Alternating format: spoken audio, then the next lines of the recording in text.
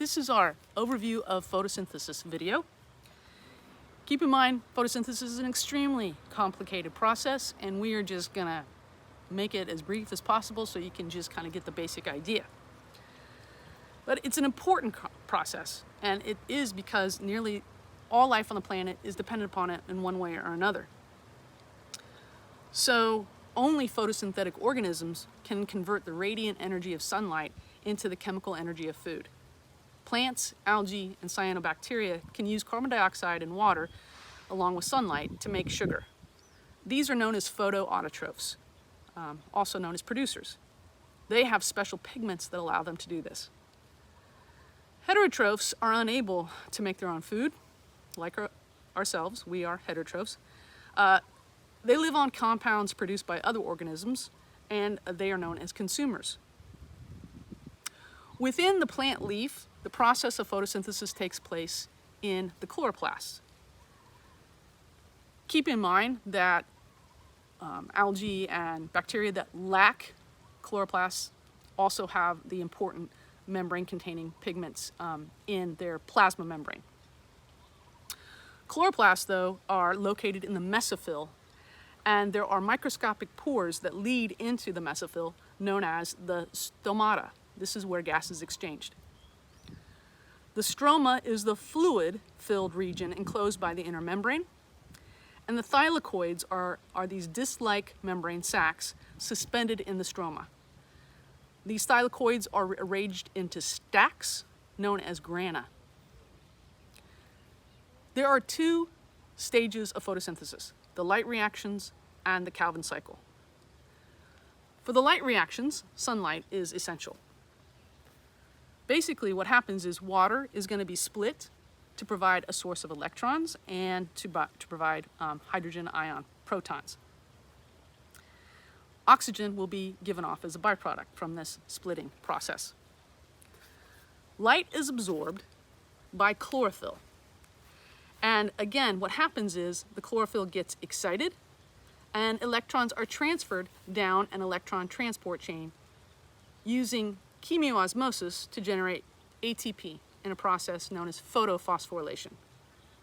Electrons are also transferred to an electron carrier, NADP, similar to NAD, where they are temporarily stored as in the form of the reduced NADPH. How does this all work? Well, the sun is like an extraterrestrial nuclear power plant. Sunlight travels as waves to the Earth. These electromagnetic waves range in wavelength. The shorter the wavelength, the stronger the power.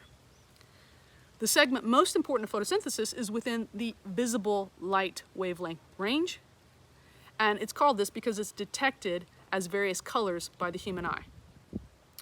When light meets matter, it may be reflected, transmitted, or absorbed. Substances that absorb visible light are known as pigments, and different pigments absorb different wavelengths. If a pigment absorbs all the wavelengths, it will appear black. We see green when we look at the leaf because chlorophyll absorbs the violet, blue, and red light while reflecting the green wavelength of light. Chlorophyll A is the key light capturing pigment, and it participates directly in the light reactions. Chlorophyll B is an accessory pigment that assists in light capture, and the carotenoids are accessory pigments that help to protect chlorophyll. So photoexcitation is when chlorophyll gets excited once it absorbs that wavelength of sunlight.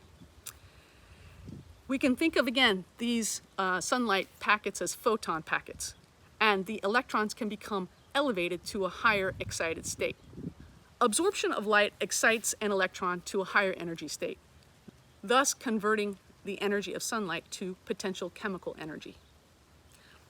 The photosynthetic pigments are organized into photocenters in a photosystem within the thylakoid membrane, each of which contains hundreds of pigment molecules. The many pigment molecules in each photocenter act as antennae to absorb the light and transfer the energy of their excited electrons to a special pair of chlorophyll A molecules located in the reaction center.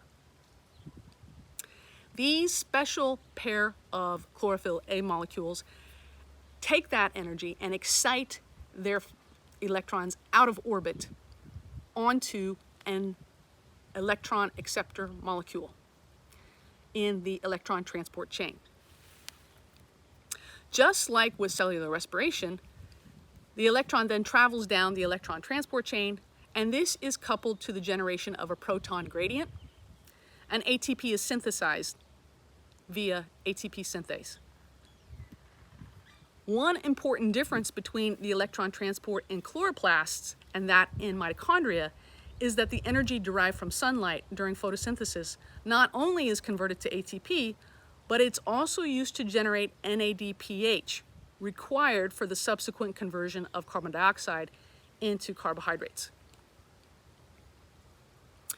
So what will happen at the end of that first electron transport chain is that the electron will reach the next photosystem, and it again becomes excited thanks to the light harvesting complex.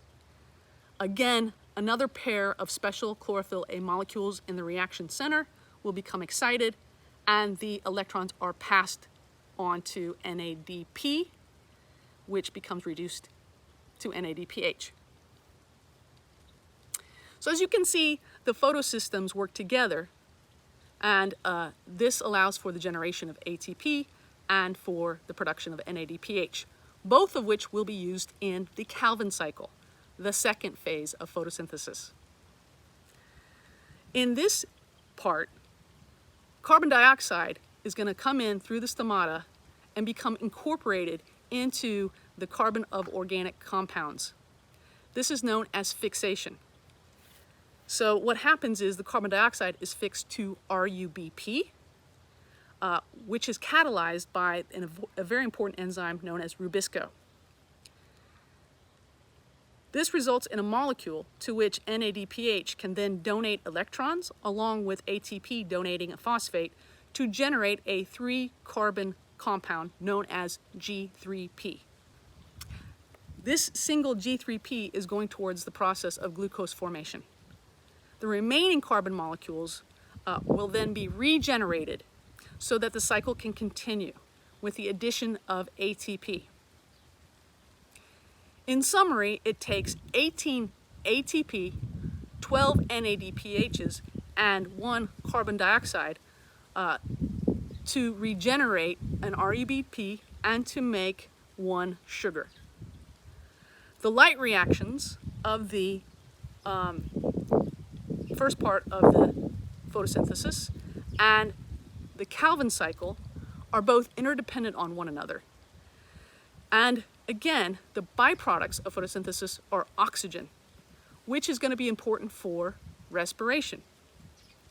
Furthermore, the glucose created through the Calvin cycle is going to be broken down via respiration.